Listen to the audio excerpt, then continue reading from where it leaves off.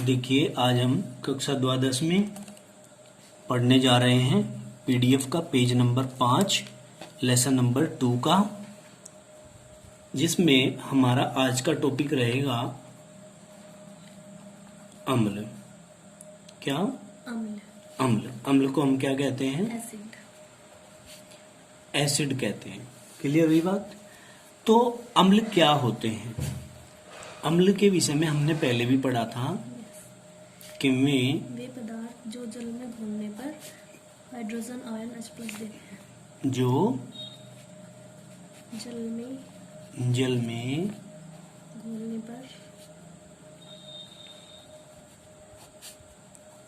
घुलने पर hydrogen ion hydronium ion मतलब H+ आयन देते हैं। क्षार कहलाते हैं। अम्ल कहलाते हैं। क्या कहलाते हैं? अम्ल कहलाते हैं। तो बस अम्ल कहलाते हैं। क्लियर होगी बात? अब देखिए अम्ल के विषय में ये तो आप पहले भी जान चुके थे, अब फिर जान चुके हैं। अब अम्ल के बारे में हमने पढ़ना है कि इससे आगे आप अपनी कॉपी में लिखेंगे कि अम्ल में रसायन हैं जिनका स्वाद खट्टा होता है तथा जो नीले लिटमस को लाल कर देते हैं। क्लियर होगी बात? अब इसके बाद आता है कार्बनिक अम्ल किन्हें कहेंगे? ऑर्गेनिक एसिड बोलते हैं, ठीक है ना। अब हम क्वेश्चन निकल के आता है what do you understand about organic acid, कि आप कार्बनिक अम्ल से क्या समझते हैं? क्या कहेंगे? जो अम्ल जंतुओं तथा पौधों में उपस्थित होता है उसे हम कार्बनिक अम्ल कहते हैं। जैसे नींबू का रस, संतरे का रस, अम्ली तो है में सब। यह प्राकृतिक रूप से उत्पन्न होते हैं, प्रकृति में उत्पन्न होते हैं, मतलब जो दुर्बल अम्ल होते हैं और इन्हें खाने या पीने पर शरीर को कोई हानि भी नहीं होती। ठीक है, देखो हम नींबू का रस पीते हैं, संतरा खाते हैं, कुछ नुकसान होता है क्या? आम खाते हैं, आम के अंदर भी तो एसिड होता है। जैसे सिट्रिक अम्ल नींबू के अंदर तथा संतरे में पाया जाता है। लैक्टिक अम्ल दही में पाया जाता है, प्रकृति से प्राप्त हो रही है ये भी, है ना। मट्ठा दही मट्ठे में पाया जाता है ये।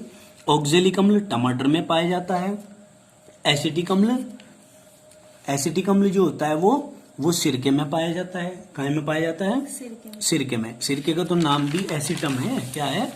एसिटम। अब देखो हमने कहा कि सिरके में पाया जाता है, फिर आगे कहा हमने टार्टरिक अम्ल इमली में पाया जाता है। फार्मिक अम्ल चींटी के डंक में पाया जाता है। नेटल की पत्तियों में भी पाया जाता है। कौन? फार्मिक अम्ल। क्लियर होगी बात? अब हम आगे चलते हैं, नोट डाल के हमने क्या कहेंगे, क्या कहना है। हम कहेंगे दही तथा खट्टे पदार्थों को पीतल तथा कांसे के बर्तन में नहीं रखना चाहिए।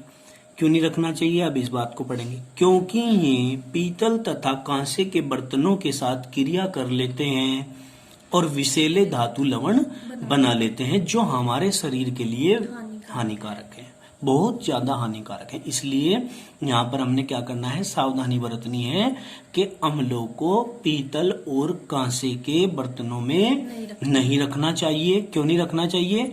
क्योंकि ये उनके साथ में क्रिया करके विषैले लवण बना लेते हैं, पॉइजनस साल्ट बना लेते हैं। ठीक, आगे चलते हैं। इसके बाद खनिज अम्ल। क्या? खनिज अम्ल। अब खनिज अम्ल क्या होते हैं? मिनरल एसिड्स जो खनिजों से प्राप्त होते हैं। देखिए, जो अम्ल पृथ्वी के खनिजों से बनाए जाते हैं, कहाँ से? पृथ्वी के खनिजों से बनाए जाते हैं, उन्हें खनिज अम्ल कहते हैं। जैसे हम बात करते हैं कि प्रयोगशाला तथा फैक्ट्रियों में बनाया जाता है इनको, ठीक है ना। प्रयोगशाला के अंदर या फैक्ट्री के अंदर इन अम्ल को बनाया जाता है। ये खतरनाक होते हैं, ये शरीर के लिए हानिकारक होते हैं और शरीर को जला देते हैं। सल्फ्यूरिक अम्ल H2SO4 हो गया, हाइड्रोक्लोरिक अम्ल HCl हो गया, नाइट्रिक अम्ल हमने पढ़ा था HNO3 हो गया, आदि प्रमुख खनिज लवण हैं। ये सब क्या है? खनिज लवण है, प्रमुख खनिज लवण। कार्बनिक अम्ल H2CO3 दुर्बल खनिज लवण है, ठीक है ना। तथा यह हानिकारक भी नहीं होता, क्योंकि दुर्बल है इसलिए हानिकारक नहीं होता। देखिए, इन सब चीजों को पढ़ने से पहले, केमिस्ट्री का स्टार्टिंग करने से पहले हमने आप लोगों के पास फॉर्मूला और एलिमेंट्स की टेबल भेजी थी और ये बोला था कि सबसे पहले इसी का ही स्टडी करना है, उसमें से फॉर्मूलों को याद करना है। आप 10-10 फॉर्मूले रोज याद करेंगे तब जाकर के वो टेबल आपके याद हो पाएगी। अब आप पढ़ाई अपने लिए करें, स्वेच्छा से करें, किसी दूसरे के लिए मत करें।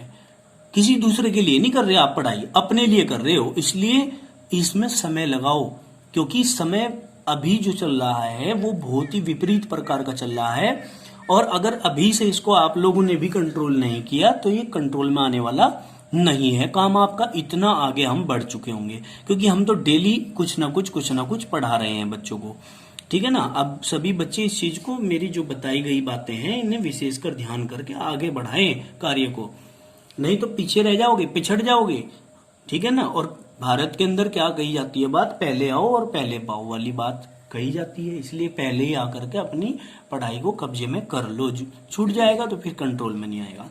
अब हम अपने टॉपिक को आगे लेकर के चलते हैं। अम्लों के रासायनिक गुणधर्म क्या होते हैं वो देखने हैं हमने। क्या? अम्लों के रासायनिक गुणधर्म। अब देखिए, ए पॉइंट हम पढ़ते हैं, हमारा ए पॉइंट है, हम कहेंगे अम्ल नीले लिटमस को लाल कर देते हैं। एक तो यही इसका खास गुण है, तथा इनके विलयन में विद्युत चालन होता है, मतलब इनके जो विलयन होगा, जलीय विलयन होगा, उसमें करंट जरूर बहेगा, ठीक है। किसमें? अम्ल में। क्यों बहेगा? क्योंकि ये H पॉजिटिव आयन देते हैं, ठीक है ना, प्लस आयन दे रहे हैं, इसलिए इनमें इलेक्ट्रॉनों का चालन हो सकता है। जहां पर प्लस या माइनस देते हो वे करंट बहाने का गुण रखते हैं, ठीक है। अब आगे देखें, अम्लों की धातुओं के साथ क्रिया। भाई अम्लों की अगर धातुओं के साथ क्रिया करें तो क्या होगा? सक्रिय धातु जैसे सोडियम, मैग्नीशियम, ये Mg, देखो इन्होंने गलती कर दी, M छोटा बना रखा है, फर्स्ट लेटर कैपिटल बनेगा, Mg, Zn, Al आदि की अभिक्रिया करके H2 विस्थापित कर देती है, मतलब हाइड्रोजन को विस्थापित करती है तथा संगत धातु लवण बनाती है। कौन?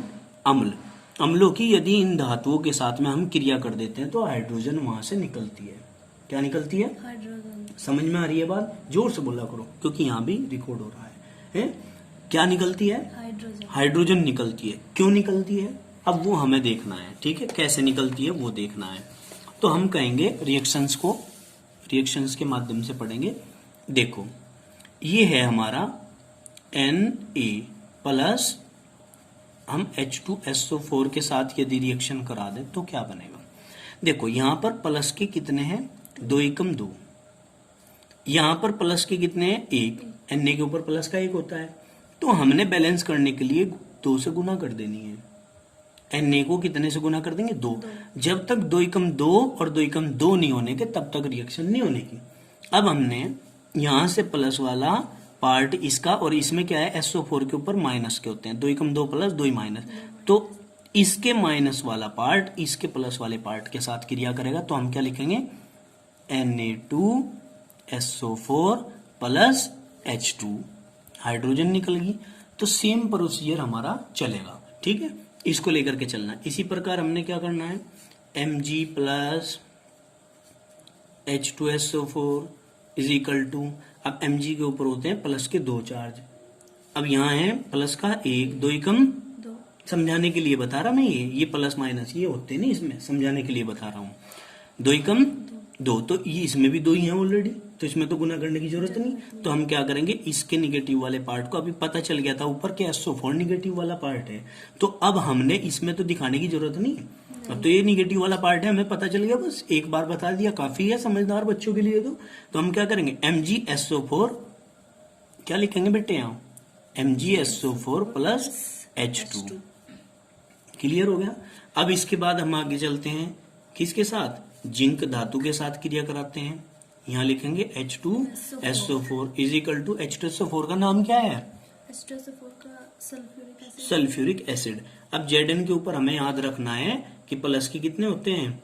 प्लस के 2 होते हैं, तो हम क्या करेंगे? इसके ऊपर प्लस का 1 है, 2 एकम 2, तो हम आइडिया लगा लिया करेंगे अब जा कि कैसे कैसे करना है। तो इसके प्लस इसका माइनस वाले के साथ क्रिया करेंगे तो क्या हो जाएगा?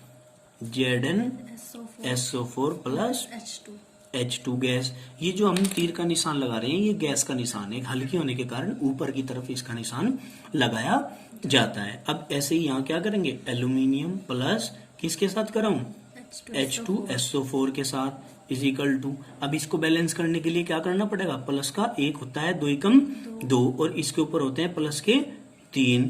अब क्या करें, अब कोई भी हमारे पास तरकीब ऐसी नहीं है कि हम इसके 3 कर लें या इसके 3 कर लें, तो हम क्या करेंगे, अगर हम 2 एकम 2 और गुना कर दें 3, इसके ऊपर प्लस के 3 है ना, तो इससे 3 से गुना कर दो, अब 3 दूनी कितने हो गए, 6 हो गए। अब हमने क्या करना पड़ेगा बताओ, इसके भी 6 हो जाएं तो क्या करना पड़ेगा, 2 3 दूनी 6, इसके भी 6 हो गए। अब हम क्या करेंगे, Al2 प्लस के हैं और इसमें SO4 तो माइनस का है ना, तो यहां से H2 को निकाल दो अलग, 3H2 अलग निकल गया प्लस Al2SO4 के कितने थे, 3, ये जो शुरू में लिखे हुए ना ये सबके हैं, हाइड्रोजन के भी हैं 3 दूनी 6 और SO4 पूरा है तो इसके भी 3 है, तो हम क्या करेंगे SO4 का होल थ्राइस। ठीक है, ये सोडियम सल्फेट, ये मैग्नीशियम सल्फेट, ये जिंक सल्फेट, ये एल्यूमिनियम सल्फेट, ठीक है ना। और एक रिएक्शन और करा देते हैं हम यहाँ पे, किसकी, किसी और अम्ल के साथ क्रिया करा के देख लो इसी प्रकार जैसे हमने यहाँ किया है।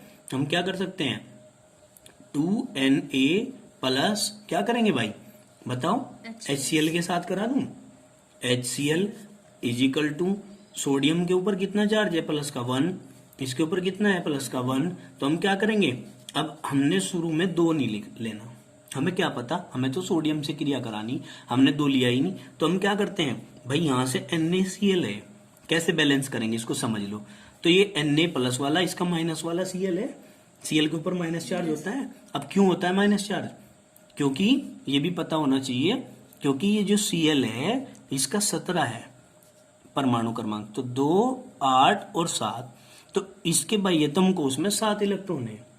ठीक है, तो ये क्या करता है, कोई भी एटम होता है, कोई भी परमाणु होता है, वो अपने बाह्यतम कोश में 8 इलेक्ट्रॉन पूरे करने का प्रयास करता है। कितने, 8 इलेक्ट्रॉन का प्रयास क्यों करता है, क्योंकि जिस प्रकार सभी व्यक्ति ये सोचते हैं कि हमें कुछ ना करना पड़े, बिना करे सब कुछ हमें मिल जाए, है ना, पढ़ना पड़े ना, नंबर मिल जाए गठड़ी भर के, ऐसा ही है ना। तो खेत में जाए ना, दांती चलाए ना, गठड़ी भरी भराई मिल जाए, ऐसा ही होता है।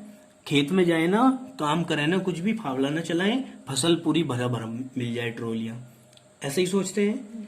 तो सभी एलिमेंट भी ऐसे ही सोचते हैं कि हम ऐसी कंडीशन में आ जाएं कि हमें करना तो कुछ ना पड़े और हमें मिल जाए सब कुछ, आसान का जिंदगी, राजा की जिंदगी हम जिए। तो वो स्थिति इनकी होती है जब इनके पास 8 इलेक्ट्रॉन हो जाते हैं, तब ये राजा की जिंदगी जीने लगते हैं। तो अगर इसने 1 इलेक्ट्रॉन ले लिया तो 8 नहीं हो गए, तो इसका मतलब 1 ले लिया, इसका मतलब 1 ले लिया, जब लेते हैं तो ऋणी होते हैं, इलेक्ट्रॉन लेते हैं तो क्या हो गए, ऋणी हो गए ना। अब ऋणी हो गए तो हम क्या करेंगे, माइनस में लेंगे इसको, तो इसलिए हमने Cl को माइनस कर लिया, तो इसका प्लस इसके माइनस के साथ मतलब NaCl बन गया, प्लस एक हाइड्रोजन बच गया, ये H अकेला लिखा नहीं जा सकता, किसी भी रिएक्शन में हम हाइड्रोजन को अकेले नहीं लिख सकते क्योंकि ये गैस है। जितनी भी गैस होंगी उनमें पैरा पोजीशन में 2 जरूर लगेगा, यहाँ पर ध्यान रखने योग्य बात है। ठीक, तो हमने यहाँ ये तो गैस बना दी, उड़ गई भाई, हल्की थी उड़ गई, हल्के होने के कारण। अब जब इसके 2 थे तो हमने इसके 2 करने के लिए यहाँ भी 2 करना पड़ेगा, और जब इसके 2 हो गए तो Cl के भी 2 हो गए, और Cl के 2 हो गए तो यहाँ Cl का 1 है, यहाँ भी 2 करना पड़ेगा, और जब यहाँ 2 कर दिया तो Na के भी 2 हो गए, तो हमने यहाँ भी 2 करना पड़ेगा। समझिए, इस प्रकार से रिएक्शन बैलेंस होती हैं।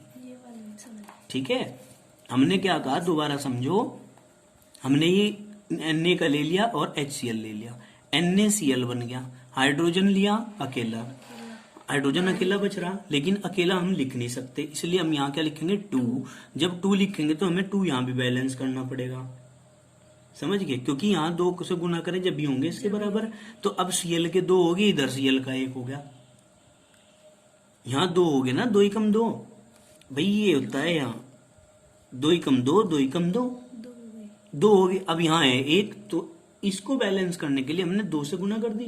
2 हो जाएंगे अब जब यहाँ एन के 2 हो गए तो यहाँ भी तो एन के 2 करने पड़ेंगे, इसलिए हमने यहाँ 2 लिख दिया। क्लियर? यहाँ तक आपने पढ़ा कि ये किसके साथ क्रिया करी? धातुओं के साथ क्रिया। किसकी? अम्ल की। अब नेक्स्ट वीडियो में पीडीएफ के पेज नंबर 7 पर हम पढ़ेंगे अक्षारकों की धातुओं के साथ अभिक्रिया। क्या? अक्षारकों की धातुओं के साथ अभिक्रिया। ये बात तो समझ में आ गई होगी सारी। यहाँ तक आप लोग वीडियो में बने रहे, इसके लिए धन्यवाद। खूब मेहनत से सभी विद्यार्थी काम करेंगे।